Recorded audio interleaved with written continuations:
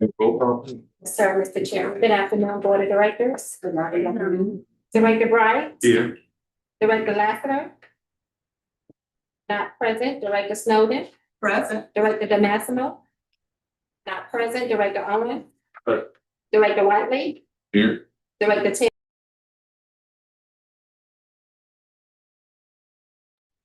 Not present, and Chairman Liggett.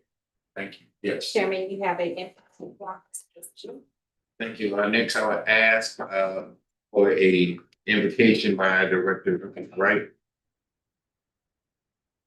Would you bow, please? Oh, gracious and kind Father, we are so thankful for the watchful eyes and your powerful hands upon us. We travel the streets and the byways, and we came here for a reason, Father. We ask for your peace, your love, and your kindness to direct us, to make the right choices and the right decisions for the people of this community and the citizens of this Chatham County. Watch over us as we make decisions. Help us to agree to disagree. Let us do it in peace and in love and harmony. These blessings we ask in Jesus Christ's name. Amen. Amen. Thank you, Director Wright. Now I need a motion and a second to approve the agenda. Motion to approve the agenda. Second. It's probably moved seconded that we approve the agenda, regular board meeting agenda for June 30th. Mr. Chairman, Director Bryant. Yeah. Director Lassiter. Not present for the vote. Director Snowden. Yes. Director DeMassimo. Not present for the vote. Director Owens. Yes.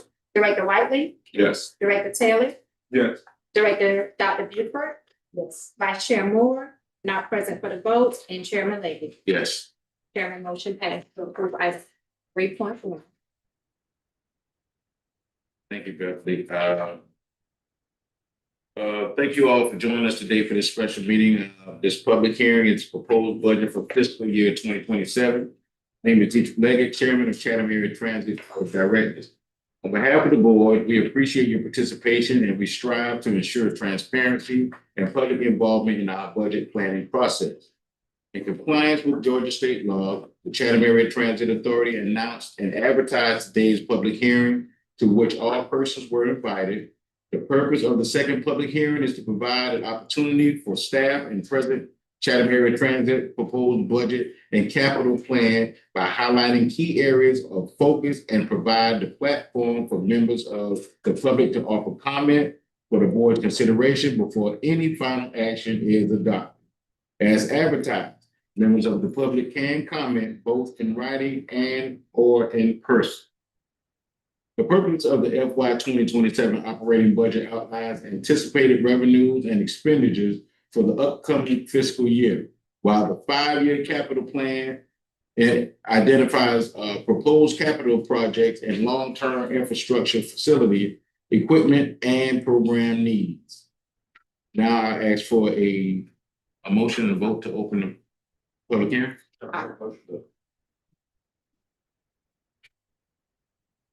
I'll go motion to open the public hearing for the second reading of the FY 2027 operating budget and 5-year capital plan. Second. Excellent. Properly moved and seconded that we open this public hearing. Beverly, we have a roll call open it. Yes, sir. Mr. Chairman, Director Bryce. Yes. Director Lassiter. Not present for the vote. Director Snowden. Yes. Director DeMassimo. Not present for the vote. Director Owens. Yes. Director Whiteley. Yes. Director Taylor. Yes. Dr. Buford. Yes. Vice Chair Moore. Not present for the vote. And Chairman Leahy. Yes. Chairman motion as to open the public hearing. Excuse me, Beverly, is there any discussion when we move forward? Yes, sir. Yeah, so I was unable to open the budget in yesterday's pre-sent draft. And so trying to find it, but I guess the question that I had, well, I sent an email as well, was just did this budget include the loss of revenue for the contract with World Wide Web? Yes, sir. A matter of fact, I handed out a memo to the board asking that the proposed FY27 budget be amended to show and reflect that reduction. Okay. And what line item? While we're to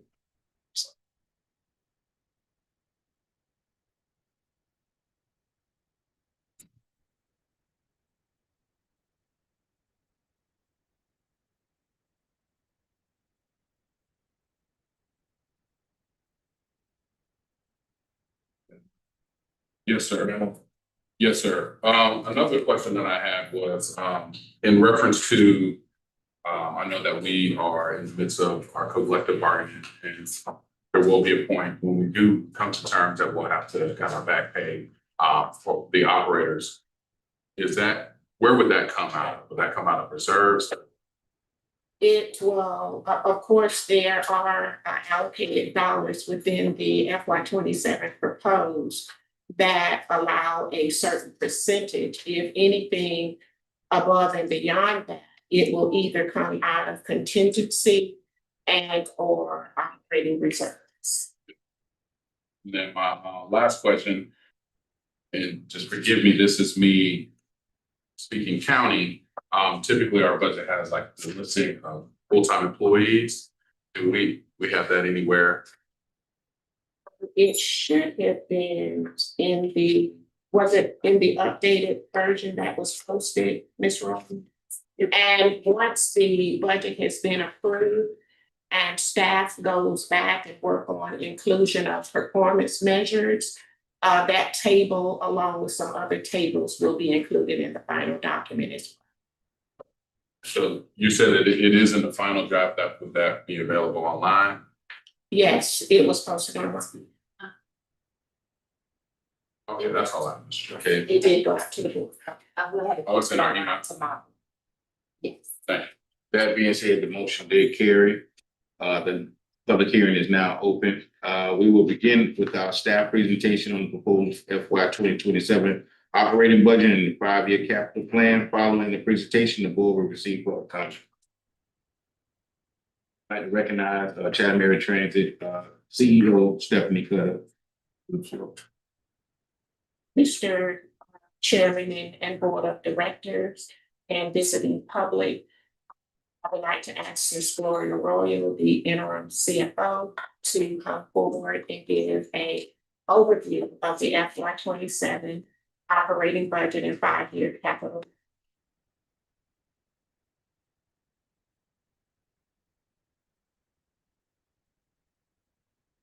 Good afternoon, everyone. I appreciate this opportunity to appear before you today to formally present the second reading of Chatham Area Transit Authority proposed fiscal year 2027 second reading and public hearing. First slide.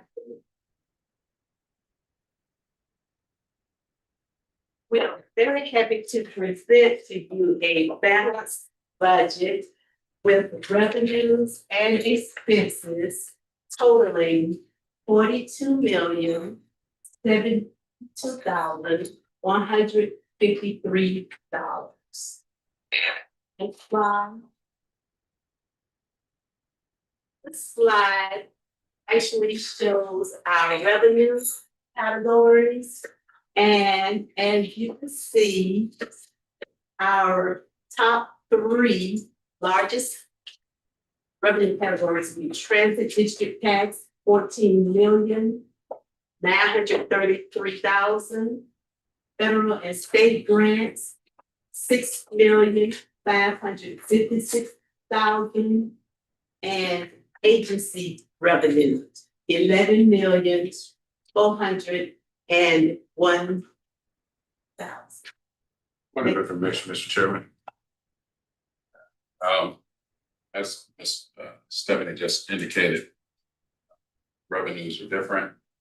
And I just, considering that this is being cited on the record, I think it's important that we have the correct numbers. And based on Ms. Cutter's memo, our total revenue be $41,858,259 with an adjusted an adjustment in the agency revenue portion. So I just want to make sure that this doesn't reflect those changes. I just want to make sure that we're putting it on record properly. Hey, Mr. Chair and Board, Yes, ma'am. when the FY27 5-year operating budget and 5-year capital plan is an action item for approval.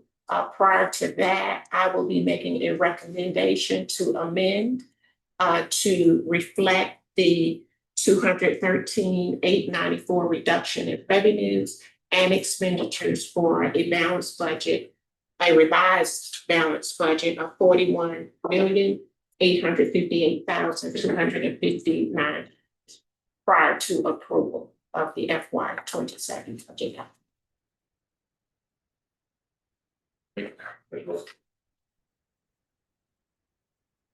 The next one. Out.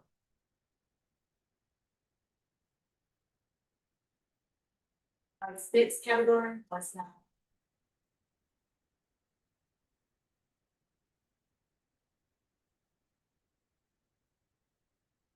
Expense category. There it is, thank you, thank you.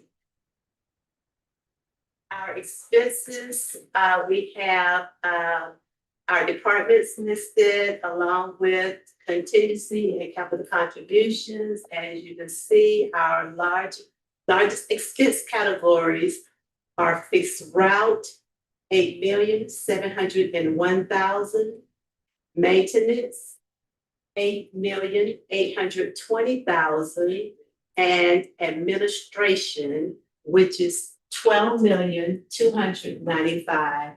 And in our administration category, these are departments including safety and risk management, human resources, finance, executive division, IT division, as well as procurement. Next slide.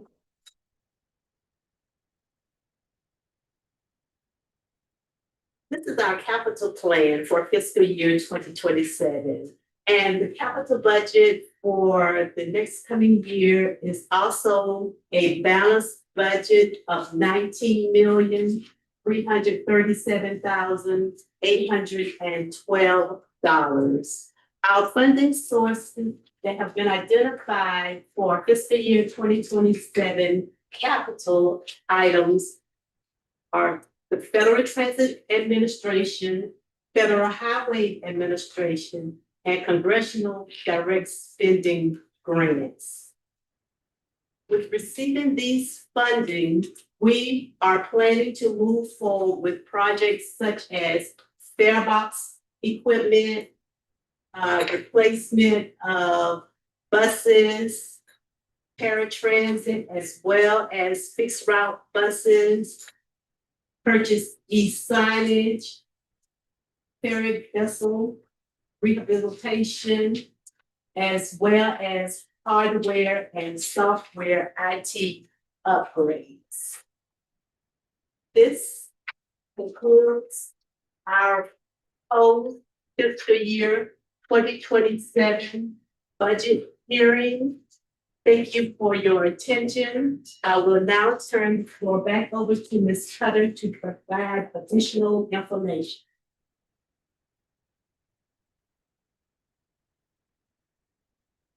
As I mentioned earlier, when we get to the action item for approval of the FY27 operating budget and 5-year capital plan, I will be making a recommendation for an amendment to the proposed FY27 budget to reflect the termination of the service agreement for North Network effective December 31st, 2026. Thank you. Turn it over to you, Mr. Chair. Thank you, Mayor. Mr. White, just with that contract, I never saw it. It was initially a 5-year contract, right? It was 5. Great. With annual renewals. Okay, annual renewals. Okay. Yes. So no penalties. Anything else? This is our public comment period. Members of the public who wish to speak will be recognized in accordance with the board public comment procedures. Please state your name as you come to the podium. Comments should be directed to the board as a whole and should relate to the matters of the proposed FY 2027 operating budget and 5-year capital plan. Public comments will be received, and if warranted, staff will provide written response. We appreciate the public's participation in the process, and we value your comments and the input that we receive from each and every person who's participating. Ariel, our first participant. Yes, sir. We do have some comments today. First, we have Andrew Jones with the Overwork Plan Coalition.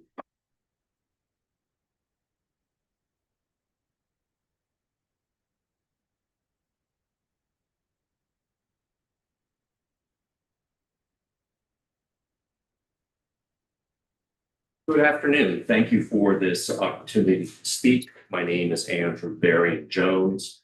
I am the chair of the Overflow Plan Coalition, 501c3 organization devoted to preserving the Savannah's National Historic Landmark District. We have over 500 subscribers and followers who want Savannah's beauty to be protected. We are opposed to the proposal to wrap cat buses with advertising and proposal to install digital ads, bus shelters. You should have received at least 30 letters from the public in opposition, perhaps more. For years, Savannah has been famous for the beauty of its squares, its oaks, and historic architecture. Nowhere else on earth looks like Savannah, which is why so many are drawn here. Please don't take this blessing for granted. Please don't take the easy way out by selling our beautiful city and county for crass commercialization. Yes, it's easy to fix the budget by making our world uglier. Please resist this temptation. Do the right thing and reject this wrong-headed proposal. Thank you very much. Thank you, John. Next, we have Ms. Danielle O from the Overwork Plan Coalition.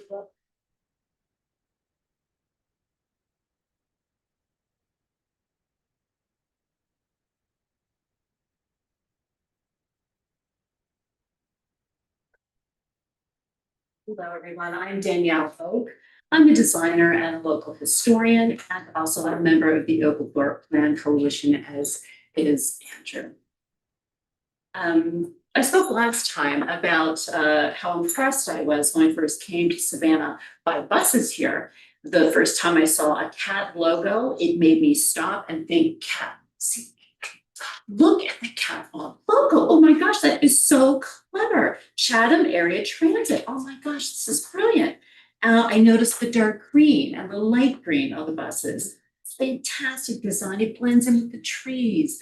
And so does the bus stops. This is fantastic. So subtle, so non-intrusive. Brilliant. Savannah Chatham Area Transit has this figured out, I thought. So many cities have transportation systems that are terrifyingly ugly, quite frankly, but not Savannah. How impressive. So as I look at this budget, I think about all of you who are wrestling with these numbers all the time and taking a lot of time doing it, and we really appreciate it. All of us really do.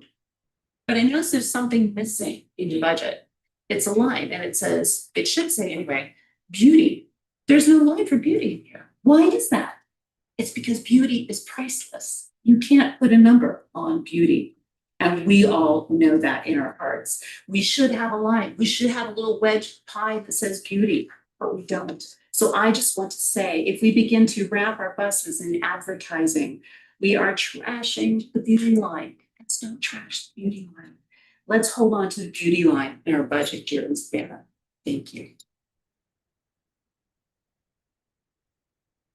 We also have some comment cards from Mr. Janum Heinsberger. I do apologize for messing up your last name. Heinsberger, yeah. He is with the Forsyth Park Community Alliance. We also have a comment from Ms. Cheryl David as well, who did not want to speak but did leave a comment card. Also, in addition, Chairman, we do have the comments that we received from the June 23rd public hearing, and that has also been included in the public record. Thank you. Thank you. Once again, we appreciate the public's participation in the process. Value the comments and input received as part of the board's consideration of the budget and the capital plan. Interested parties may view the CAT Board of Directors adopted budget for the FY 2027 on the CAT Transparency webpage at catchacat.org. If they have any other comment, need a motion to close the hearing? Second. Properly moved and seconded that we close the hearing. We have a roll call vote, please. Yes, sir. Director Wright, Yes.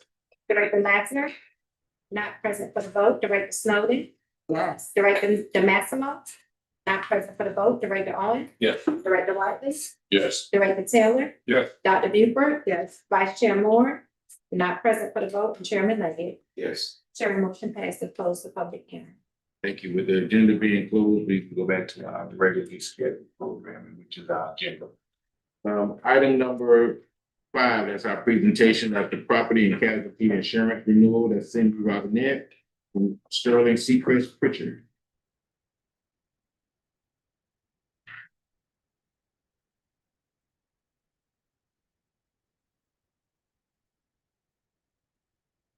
Thank you, Mr. Chairman and CAT board members, administration, and guests. I am Cindy Robinette. I'm a partner with Sterling Seacrest Pritchard. My associate Emily Holmes, who also works very diligently on the insurance program with our team, is here as well. We appreciate the opportunity to serve as CAT's insurance advisors. And today we are going to present the renewal proposals that we received for the July 1, 2026 to July 1, 2027 insurance programs. We will have plenty of time at the end for questions, but don't hesitate to stop me as we go through this. If you have a question, we certainly want to make sure you understand what you're seeing. You also should have received some updated materials this afternoon via email. We have copies if anyone would like a copy. In hard copy to go through, but they'll be presented up. So I always start the meeting just to give you all an update on the overall property casualty and insurance market. And it's those of you that have been sitting in this room for the past 5 to 10 years have always heard horror stories from us because the market has been very challenging. I will say it does remain challenging overall, but there are some signs of encouragement and improvements in the overall market. The property market in particular, we've seen sharp increases year after year. That market is settling down, knock on wood, the hurricane season will cooperate and will continue to have positive results in the market. The pressure points, commercial auto, which is obviously that's one of the largest expenditures from an insurance standpoint. Still very troublesome, particularly in the state of Georgia. We have had some tort reform measures. Those have not really filtered their way through the insurance market. We are hopeful that will help, but rising medical costs, rising costs of repairs, and then rising jury awards all come together to make a very difficult market for commercial auto. Consistent with other transit accounts, Chatham area Transit's loss experience continues to deteriorate and claims are increasing. Again, that's not a reflection of anything necessarily particular to CAT. You got a lot of buses on the road, and repair costs, medical costs, accidents do occur, and so those costs are increasing. That's kind of an overall of the insurance market. To give you an idea, our goal is to go out into the wide insurance market and solicit proposals for the various coverages.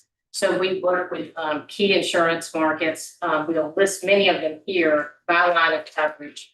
For the commercial auto in particular, since that's one of your bigger lines, RLI is an insurance carrier that has been insuring Chatham area transit for over a decade, have been a good partner, and they have presented their renewal quote. We do have an option through the Community Transit Insurance Program, 2 carriers, Obsidian Specialty and Acceptus Indemnity. A bit of a different program right now, RLI standard carrier with a $50,000 deductible. The program through Community Transit, which we'll present, requires a large self-insured retention. So Chatham Area Transit would be managing a large and retaining a large portion of claims. So the fixed costs associated with that program are less, but the variable costs, which are the claims expenses, introduce some variabilities that will show in our comparison. It's certainly something to look at. The other markets, either we're not competitive or we're not willing to offer a proposal. And those are some of the key markets that write fixed route transit, paratransit, and write auto in the state of Georgia. There's not thousands of insurance carriers that are willing to do so. Public officials, errors and omissions liability and employment practices liability. We had 6 different carriers either decline or provide quotes. Chubb is the incumbent. It's been on the program for quite some time. AIG has presented a highly competitive option, but we'll kind of talk about the positive and negatives of potentially moving for a lower premium. Cyber CFC, one of the top carriers, we did not actively market that program because we did so just last year. And CFC's forms were broader than any of the competitors and their pricing more competitive. And they offered a very consistent renewal quote with expiry. Crime with automatic renewal, workers' comp, another big ticket item. The program moved to Summit last year. They've offered a very favorable renewal for this year, and claims trends are going down. So some good news there. Property, you'll see the slew of carriers. Good news is the CAD was delivered a substantial decrease in the property premium this year. Again, a state of the favorable conditions in the overall property market.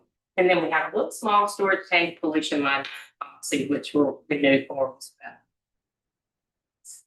All right, here is the premium comparison. And it's a lot of numbers up here. So again, if you have questions, bear with me. What you'll see to the far left are all the different programs that are renewing July 1. You have some other programs that are on different dates, such as the Marine for the ferries, but these are all the programs for July 1. Expiring premium, all in, you'll see in the first blue bucket, fixed cost 4.2 million and change. For the renewal, if we keep the same programs and same insurance companies in place that are on the existing program, the price is going up. I think it's about 8.7%, 8.6% to 4.6 million. So that's option 1. And that's the option that we are recommending. Yet we want to bring to this group some of the other options for your consideration. Ultimately, it's CAT's decision. What you'll see in the bottom are estimated losses within the deductible. We'll talk about these before we move to the options 2, 3, 4. The automobile program has $50,000 per claim deductible. So if we aggregate all the losses that are projected within that deductible for the year, it's just over $700,000. The work comp has a very small deductible. I want to say it's $2,500. Aggregating all those is about $40,000. So that brings the total cost to risk. So there are some additional costs that are not fixed costs. Those are the losses paid under the deductible. Chatham Area Transit has a cash loss fund that sits at the insurance company of RLI to pay those deductible claims, and those are replenished as the claims are paid. All right, so for the options.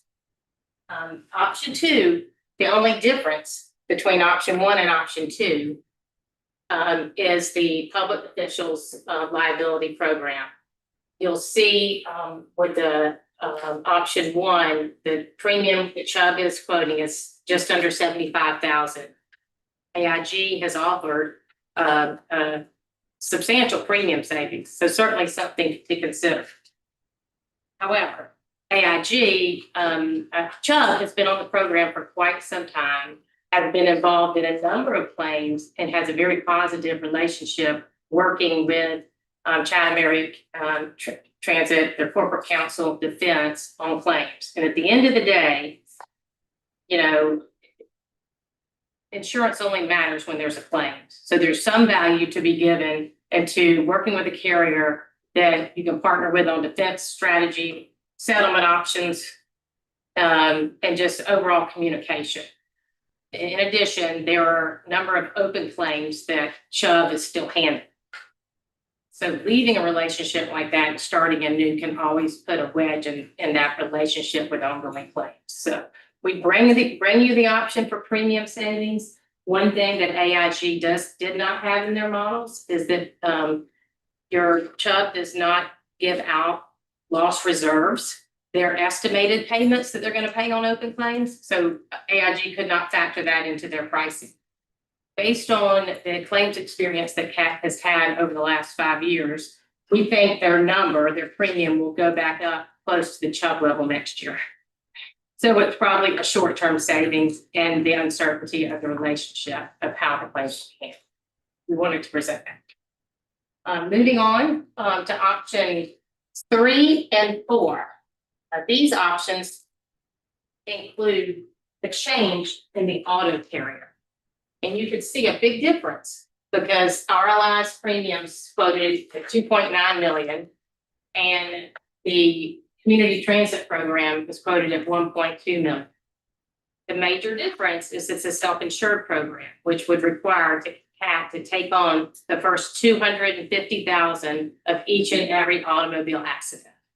So there's much bigger variable costs under that option. And because of the escalation of the claims experience over time and what we're seeing in the market, the question would be whether CAT is ready for, that risk financing, has the risk financing capacity, has the reserves built up in case losses go in excess of what's projected, and has the organizational readiness, the leadership within the safety risk management function to manage those claims, as well as how important is budget stability. Because with a self-insured option, ultimately over time, it can reduce lower costs, but in the short term, it could have some volatility associated with it.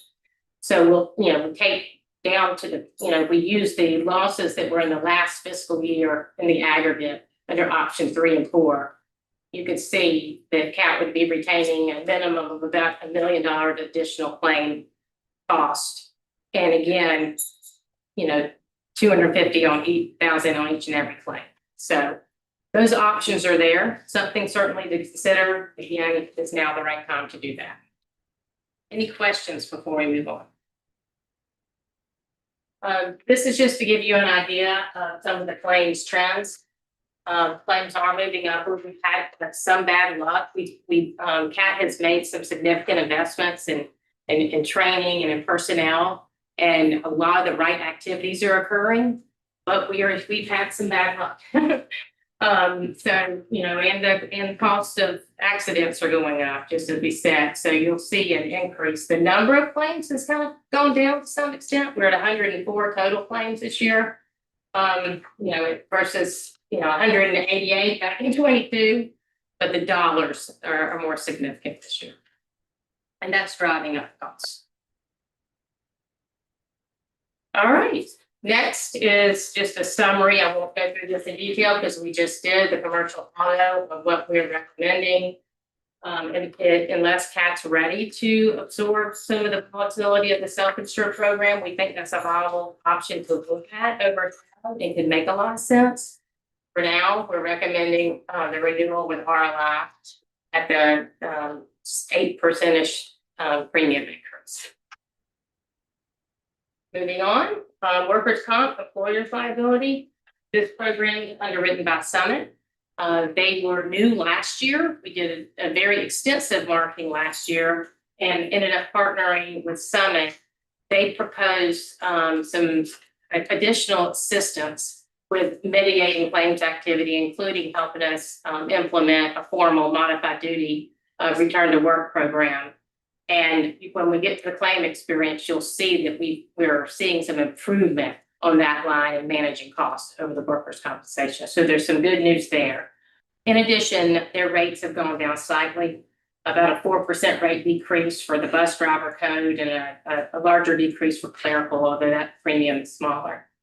So overall, payroll's up 4% and premiums up 7%. The reason why premiums up when rates are down is because we had some reclassification of payroll into different higher rate categories based on the jobs the employees were doing. But overall, very positive renewal. Next, you'll see the good news of the workers' compensation claims and experience modification calculation.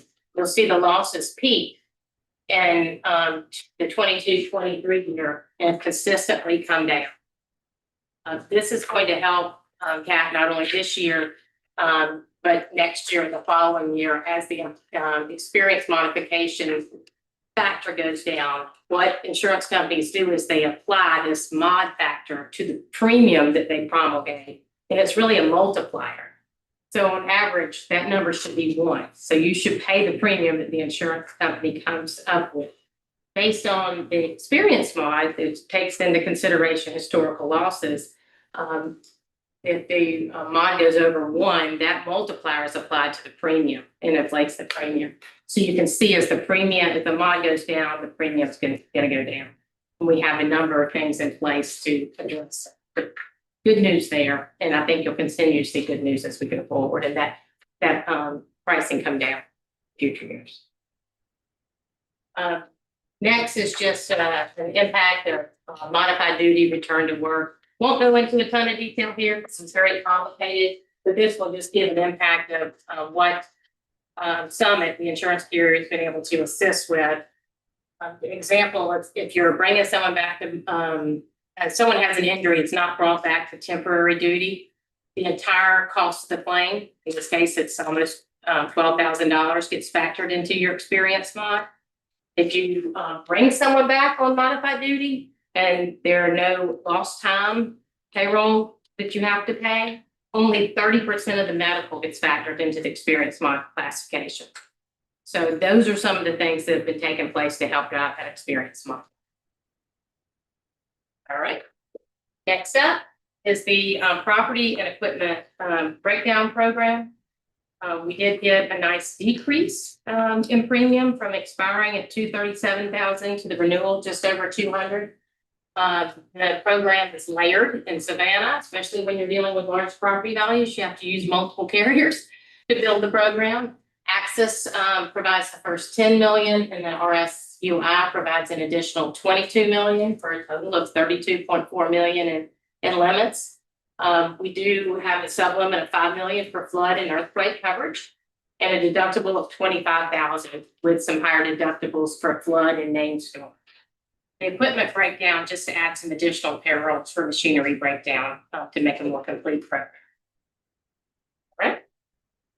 And won't go into a lot of detail here for your benefit. It's just how the values are broken down. Obviously, as you add values and new equipment, we add that to the program, and that could change based on the rates that are in place. But at any rate, the rates have gone down and the premiums gone down slightly.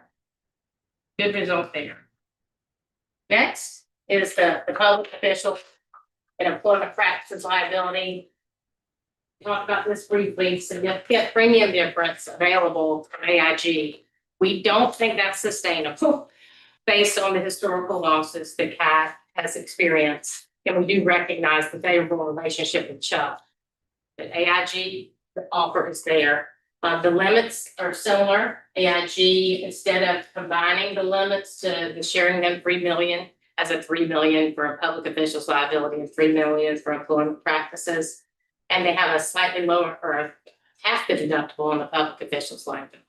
So some very attractive terms, very tempting. It's something to consider. I have a question. So on the section there, it says both AIG and Chubb continue to allow lawyers to serve as designated defense counsel at agreed upon rates. So that is, those agreed upon rates are being paid by the insurance agency at that point. They are except outside the deductible. Outside the deductible. So Chatham Area Transit would pay the defense costs as well as any settlements up to the $50,000 based on the negotiated rates. Gotcha. Okay, I understand. And then if it exceeds, the dollars exceed the deductible, the insurance carrier pays that, yes. But that was very important. And also that, Chubb had put in their program, the CAT must consent before a settlement is offered. Because there are a lot of factors that go into it, and you guys want to have a voice. They do have what's called a hammer clause in their policy, meaning if you could settle and don't, and then something goes to trial and it's a lot more than the settlement, then there's some cost sharing in the amount above what you could have settled.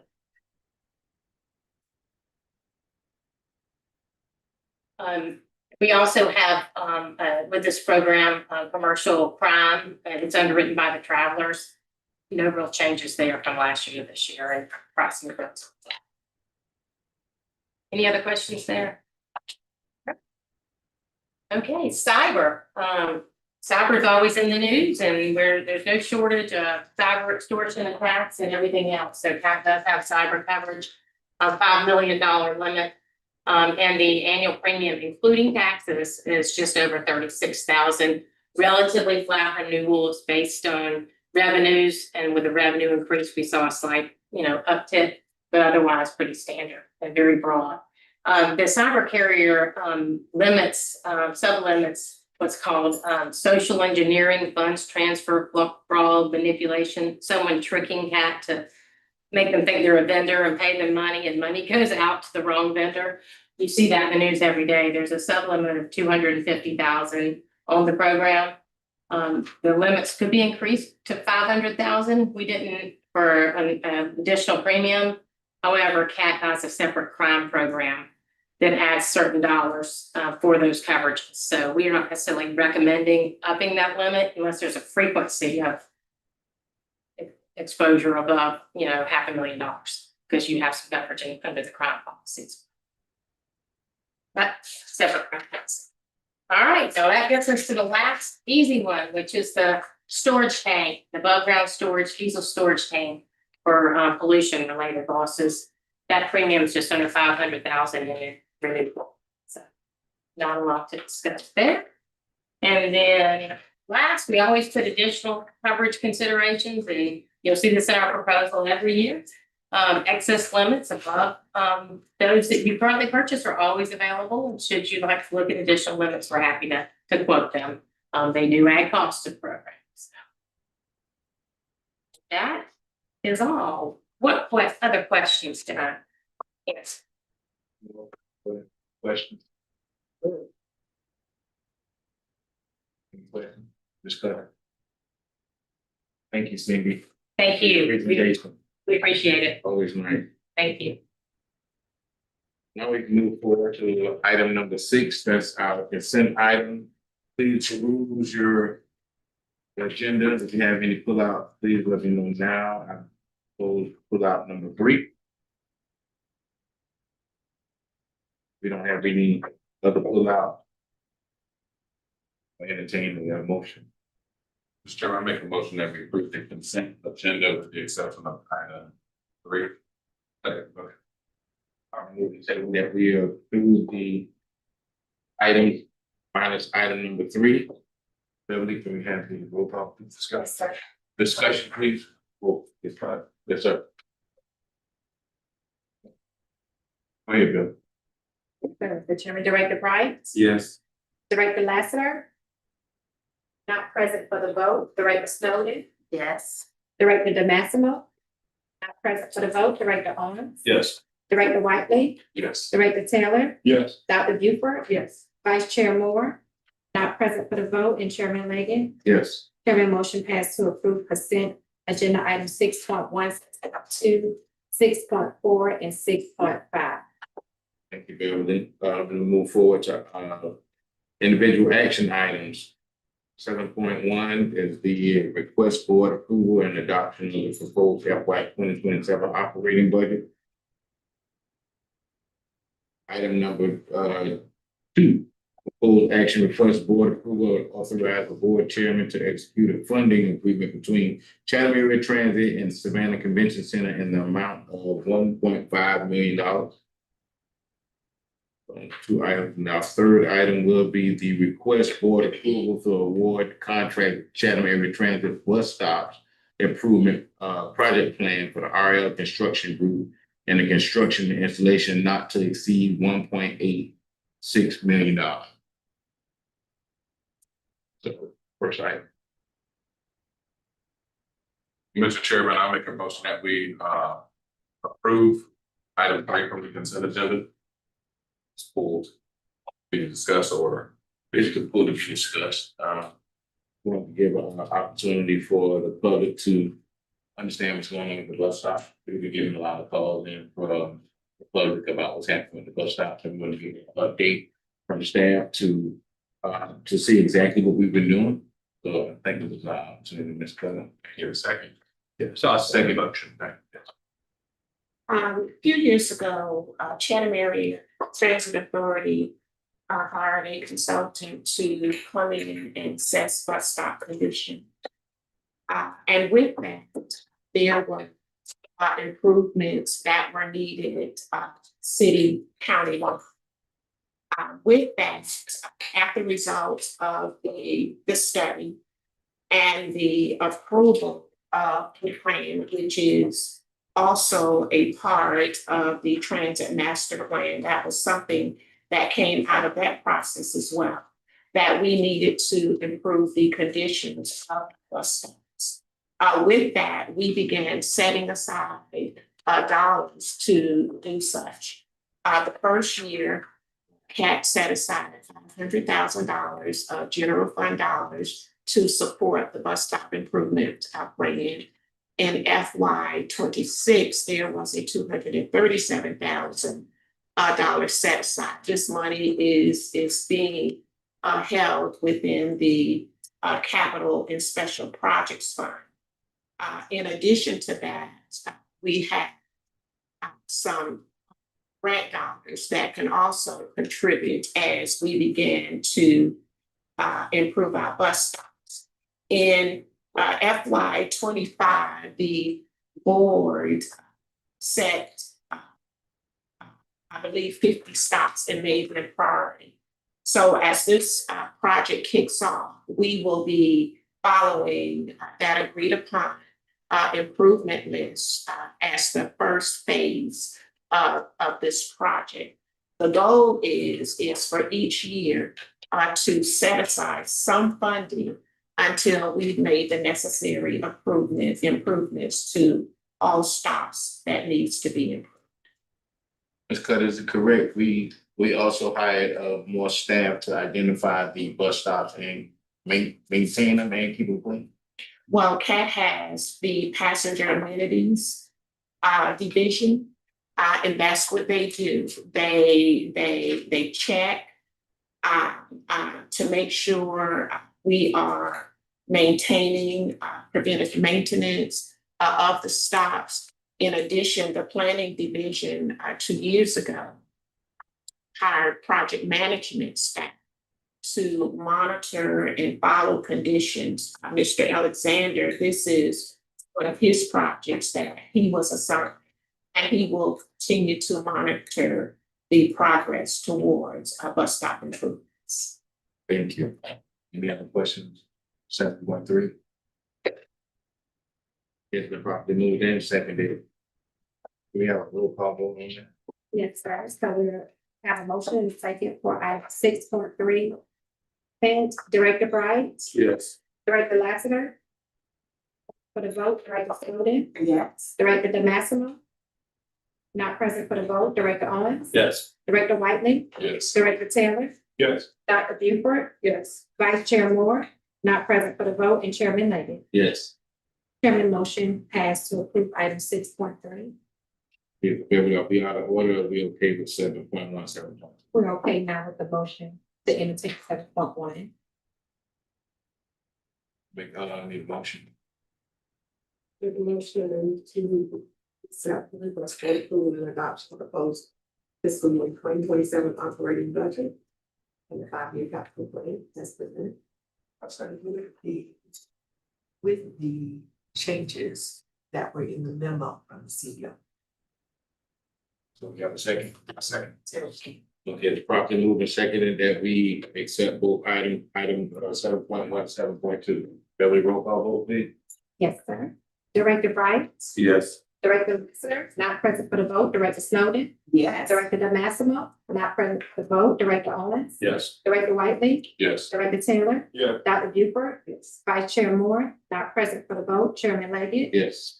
Chairman motion passed to approve item 7.1 with the recommended CEO with the amendment Mr. Chairman. as recommended by the city. Just out of curiosity, I saw an alarming news story that said that paratransit was cut. I didn't see that reflected in the budget. So I just want to see if I was missing something. My follow-up with the county manager clarified that paratransit was not removed from the county's budget. Therefore, there were no adjustments to the proposed budget. Good update. Thank you. Thank you, sir. Have our executive directors report the monthly unit updates. 7.2, Mr. Chairman. I'm sorry. Please forgive me, 7.2, please. Make a motion to authorize board chairman to execute funding agreement between Chatham Savannah Convention Center and the amount of 1.5. I'll second that. Properly move the second that we accept full action item, request board approval for authorization of Chatham Chairman to execute a funding agreement between Chatham Area Transit and Savannah Convention Center. Roll call, please. Discussion, Mr. Chair. Yes, please discussion. Just on this, I definitely love to see the convention center, chipping in to help with some capital projects. I know they've stepped in other places too. So I do wonder if maybe this may kind of set the table for us to expand our agreement with them. I know they currently pay a contract. They pay a contract fee in order for our ferries to take employees over. And I know that ferry service has been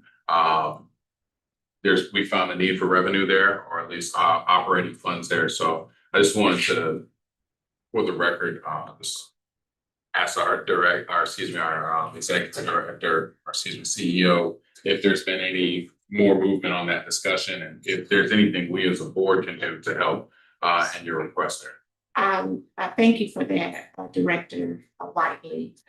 I have agreed to a presentation before the convention board to go over the operating and capital needs of the ferry program, so that they have a better understanding of what those needs are for consideration of funding to support the ferry system. Thank you. And just for the record, Mr. Chair, I think it's vitally important when we look at our transit master plan, all of our documents, planning documents from years past reflect that we knew that there's going to be increased usage of our ferries. And I know that seems to be a point of contention in some spaces. So I definitely want to make sure that we urge my colleagues as a board that we are standing firm with our CEO in trying to secure additional funding to operate the ferries, all things considered. To give you a good highlight, Director Whiteley, this past weekend was the Chatham Municipal Association's conference, and as a highlight, we didn't leave anybody behind. The ferries were on time. The ferries took everybody as well as our visitors across the river and back in a timely manner. They were clean, no breakdowns. The air was on.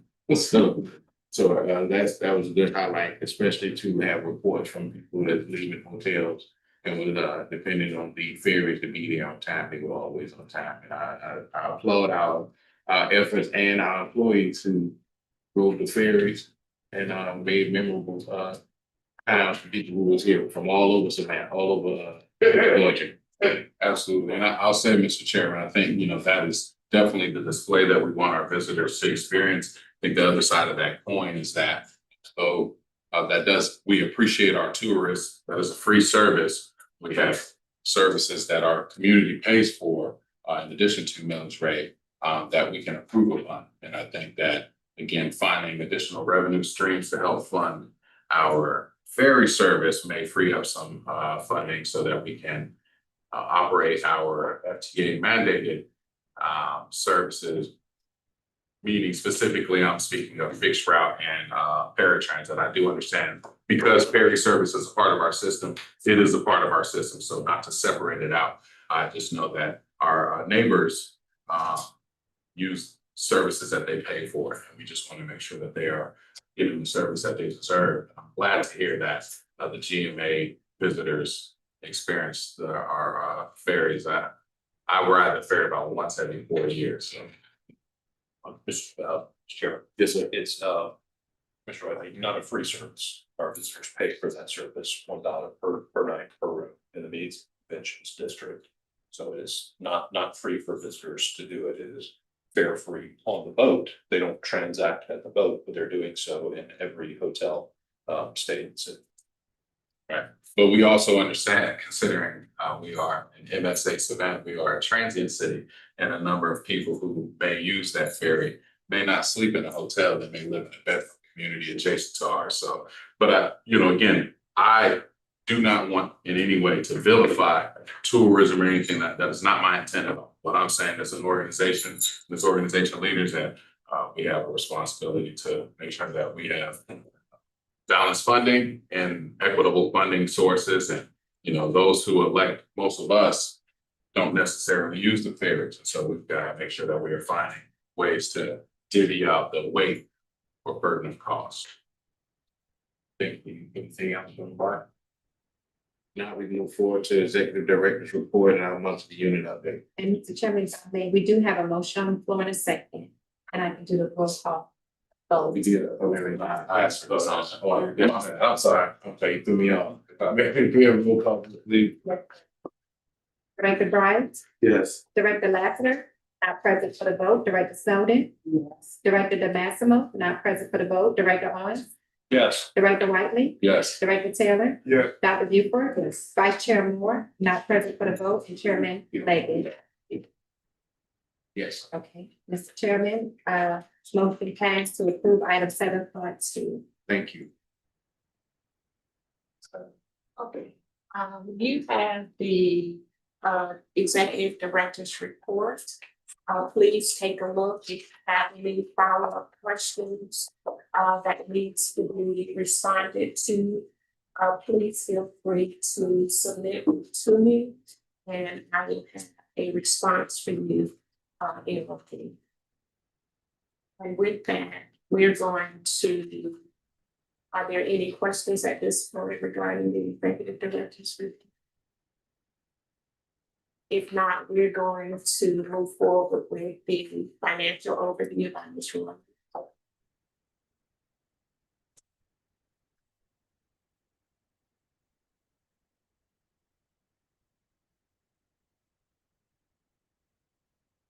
Good afternoon again.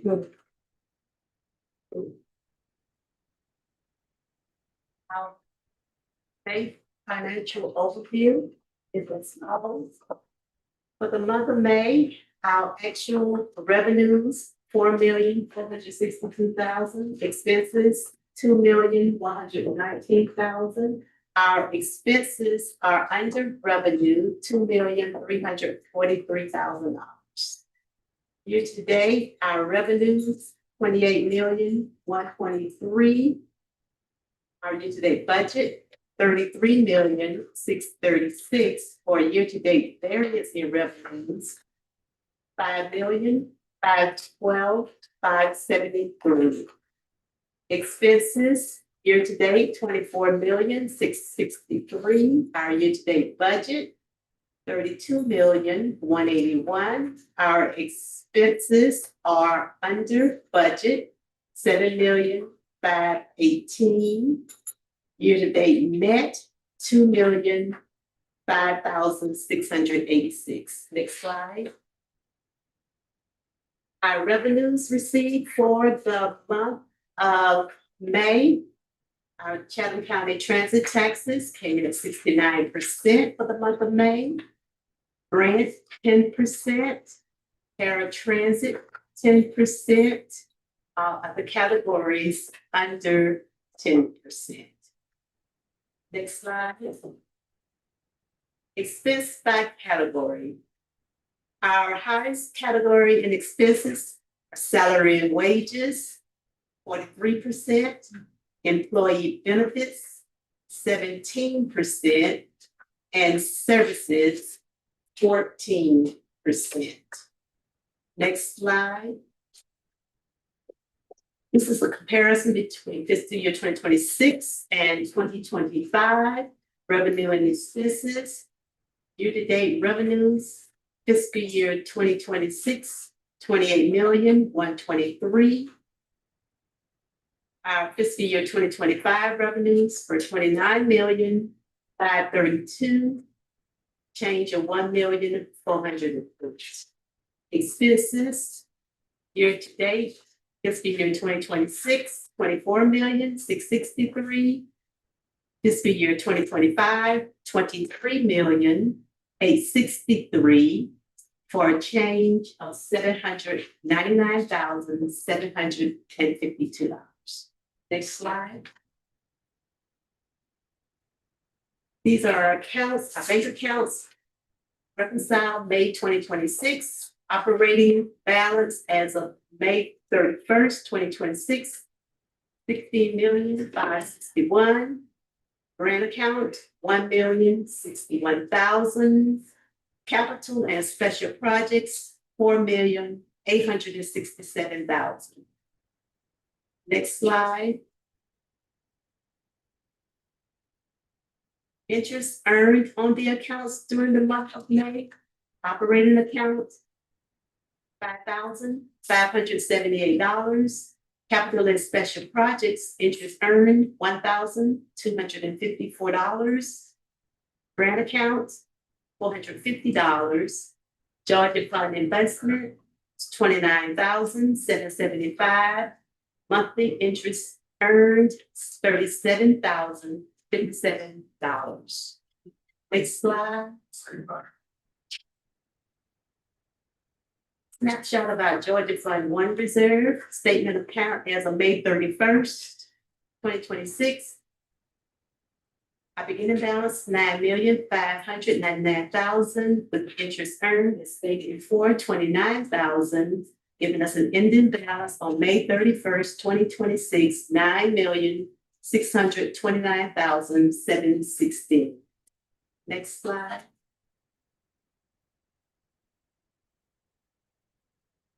These are our funding sources that we received, but monies from during the month of May. Chatham County transit taxes, a total of $3,092,836. Paratransit, Chatham County, $618,836. City of Savannah, DOT shuttle, $217,464. POR fees for marine services from the City of Savannah, $87,701. City of Fort Wentworth, $35,649. And federal transit operating assistance, $263,914. Operating. Question for Ms. Rudd. Thank you for this. Quick question. One, how often does the true up happen between Chatham County for the paratransit contract and us? And once a year. Once a year. And then what about for the POR fees for marine? For the POR fees, we have not begun to true up, but we're working on that. Okay. When was the last time we trued up? Do you know? I believe it was 2016 Yes. with the on the marine services. That's when the after 2016 was when the structure was changed. I don't know if that was in 17 or 18. At one time, it did go through the same organization. Director Owens, do you remember when that changed? I want to say it was 2017, 2018. It was a change predicated not by Sammy, but by the then city manager, Rob Hernandez, who changed the funding formula. In the past, the POR fee also paid for the DOT shuttle, which now you see is paid for by Savannah taxpayers. I don't know why. I don't think that change should have made. That was borne by our visitors pay for all of that. But a particular alderman wanted to change the shuttle route to more accommodate his preferences. And he was denied that change and said, if we're paying for it, we get to change it. And we said, well, you don't pay for it at all. And he changed that and added an additional cost on the city's taxpayers as opposed to visitors.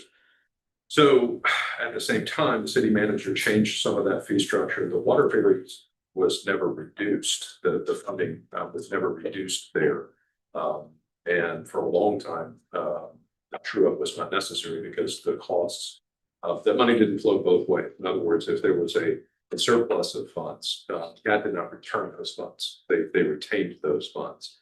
A portion of that overall fund was retained for the intention was capital costs, right, and grant matches, but Mr. Hernandez took all of that and repurposed it for his own initiatives.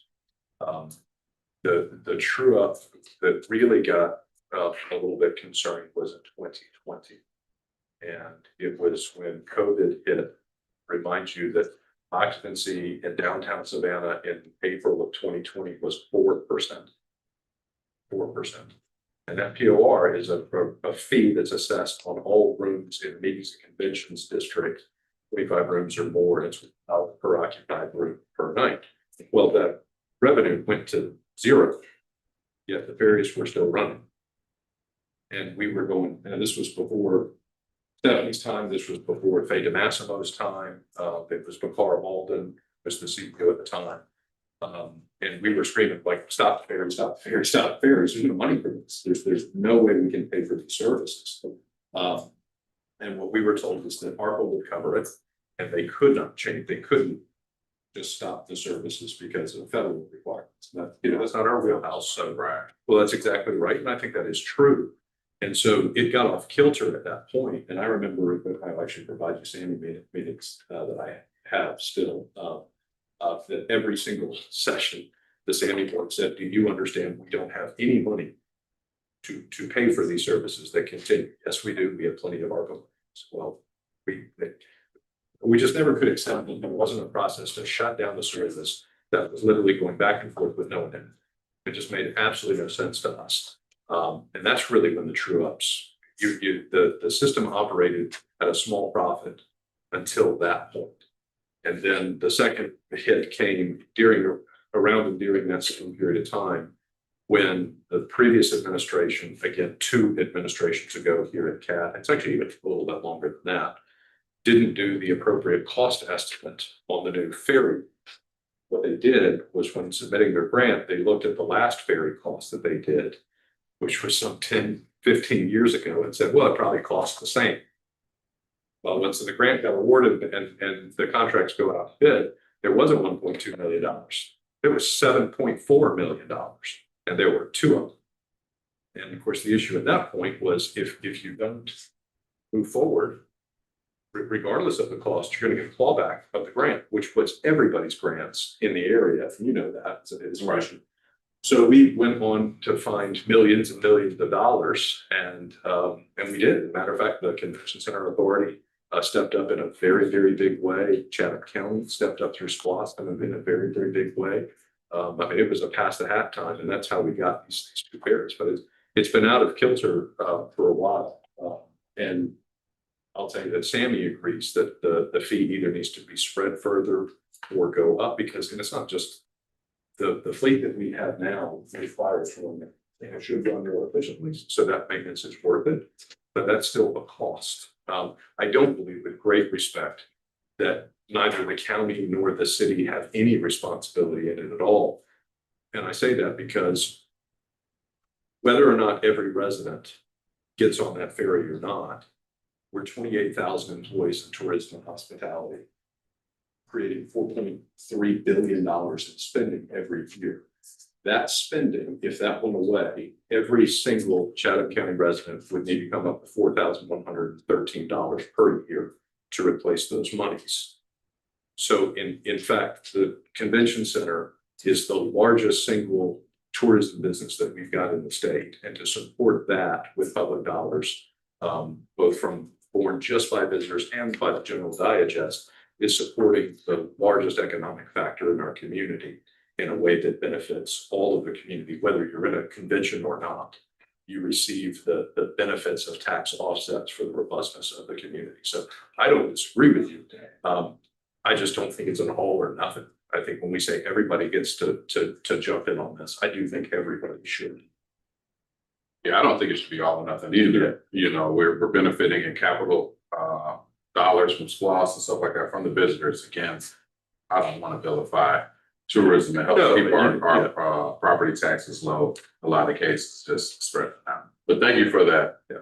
You know, There's a lot more to it, and we Yeah. could do a whole sort of thing on it, but Stephanie will tell you that we asked started a couple of years ago, this before the ferries actually went out to bid. The SAMI board asked you were CFO at the time. We said, let's start building a pro forma of what these things are going to cost after delivered in a new maintenance program, because we need to make sure we're matching up funds in the back too. Now, that's not a process that SAMI doesn't levy that fee. That's the city of Savannah. They're tremendous partners in all of this. They pay a big chunk into this as well, because it benefits employees and so on and so forth. But that's a process that we have to go through when they're ready to go through it. So we do not unilaterally assess that fee. That's part of the revenue ordinance of the city of Savannah. And we do think that there's some opportunities to broaden that scope to include vacation rentals, for instance, and so on, because again, everybody's benefiting from it. It's a little bit more equitable when everybody is paying in a little bit more into the system or starting to pay some all. Right. So, Ms. Cutter, is there an agreement that we have with the city of Savannah for the new change, if you will? I remember, again, you said it was under SAMI who was collecting it first, so I'm sure there was an agreement in place governing that. Once it changed, do we have a new agreement that kind of gives us some detail on how? The changes that are made or housed within the revenue ordinance. I don't know of a new agreement between the city and SAMI. There is one, Ms. Cutter. There is one. It exists between the city of Savannah, Chatham Area Transit, and the Savannah Area Chamber of Commerce. What's the name? So it goes back many years. But I recently ran across that agreement when searching for some things, and I'll send it. Was that, to you. it was in place in 20? Look, how'd you do that? That's ridiculous. How'd you do that? Who did that? That's amazing. Do you have access to my email? What's going on? What's the date? Yeah. 28. That's my thought. Is there any language in there about a true up? And perhaps this isn't the appropriate time to go through that. I would love to see this and I'll review it to take a look at what it does say as it relates to a true up and where that responsibility lies. Like that, open that conversation with the city and the new city manager for anything to change different. It depends upon what the language says. Right. So I will review it. sorry. No, I do think. You're right, I ain't sorry. I apologize though. I apologize. I do think that the issue broadly is ripe for some more discussion, presentation. I mean, there's 20 years of history with this. There's a lot of funding partners into it that put in billions into it over the years. And it is something I think everybody should understand a little bit more. I think your question's germane and helps create some more discussion. Thank you, sir. I just recall I came to CAT in April of 21. One of my first conversations was about the true-up. And there was, kind of like a blank because it was still up in the air. So just curious to see what this language says and if it is indeed tied into the city ordinance or what the requirements are. Councilman, once you read through the language, Ms. Cutter, give me have a presentation. Everybody.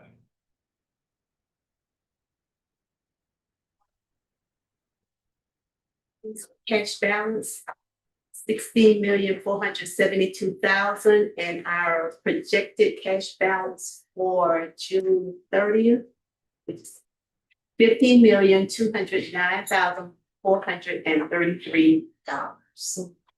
This concludes my financial update presentation. Any additional questions? And now we move forward to item number 9, it's contractual monthly updates. We didn't have anything from any of our partners, federal government affairs, Squire Patton Boggs, Georgia Public Affairs, that's our local and state governmental affairs, or our ATU local 1324. So we didn't get a presentation from either one of them or an update, so. That I move.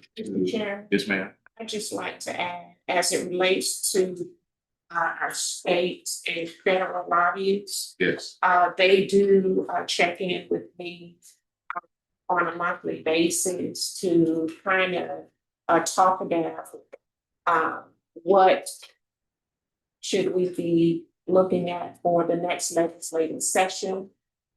We have a planned meeting for the month of July to begin conversations in preparation for them coming before the board to hear what the board's priorities are for the upcoming session. And that is scheduled for early July. Thank you, Ms. Cutting. Now I'll take a motion in a second to go into executive session. So moved. I'll say, for the purpose of, Mr. Chair. For the purpose of litigation and. Thank you.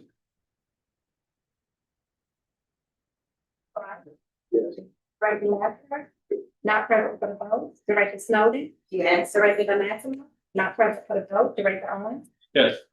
Director Whiteley. Yes. Director Taylor. Yeah. Dr. Buford. Yes. Vice Chair Moore, not present for the vote. And Chairman Linger. Yes. And pass to enter closed session.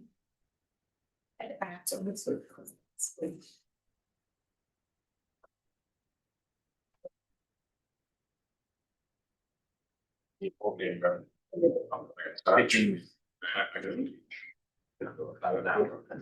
I need everybody to so the lights now, then it's time to start pacing. Oh, yeah,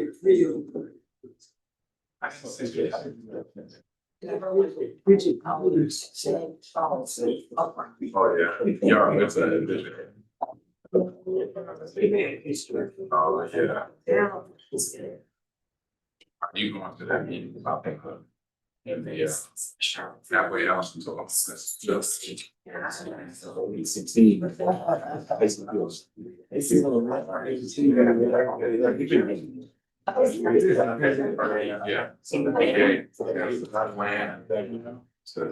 it. Oh, yeah.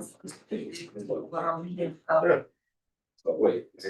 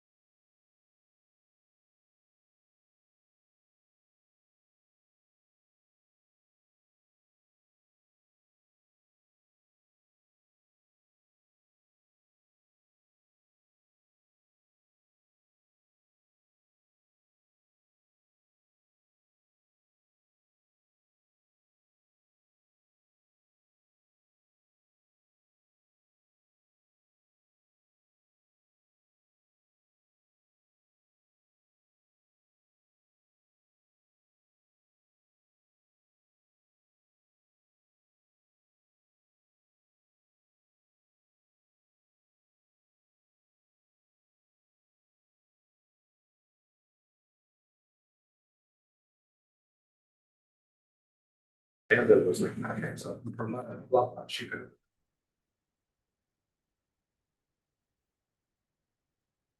That's really Christmas. Yeah, it's a lot. Yeah, I'm only like it's rich. Keep it on. I can't even make a.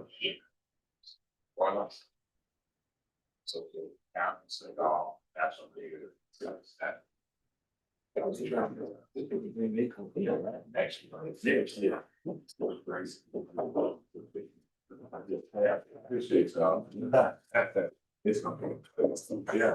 they gonna get there? Ferries? Maybe they, the third party service. Big C's discount boats.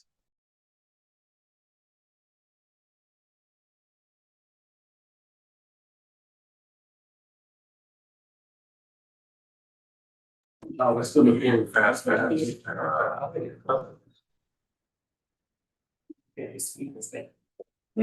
kids. Downstairs. It's down there.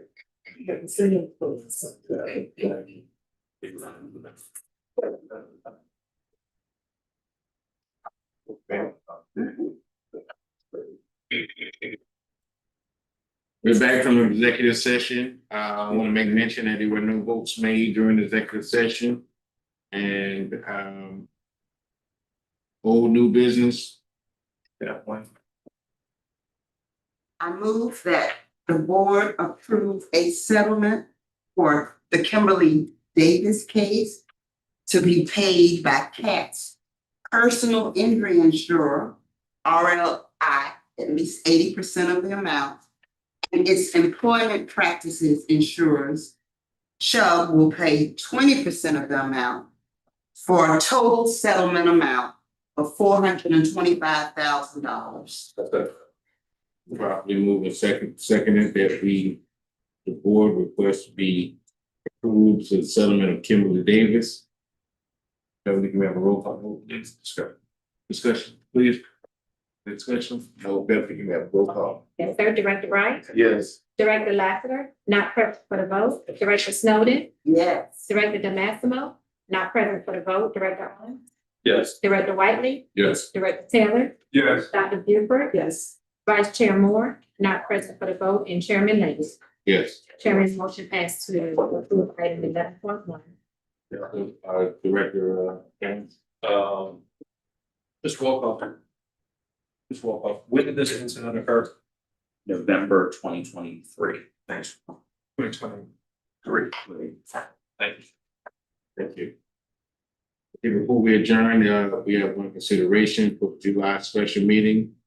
That for additional time needed beyond the June regular board meeting for the summer of 2026 service change proposal to fully address the scope, impact, required public involvement, the process, next step related to these changes and according to the CAT Transit Service Guideline Policy and the FTA regulation.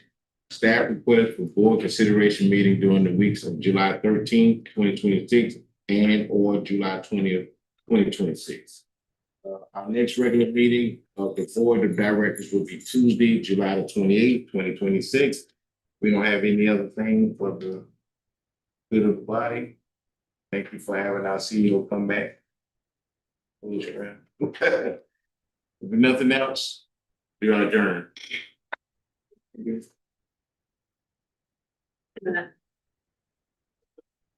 need the program on the site.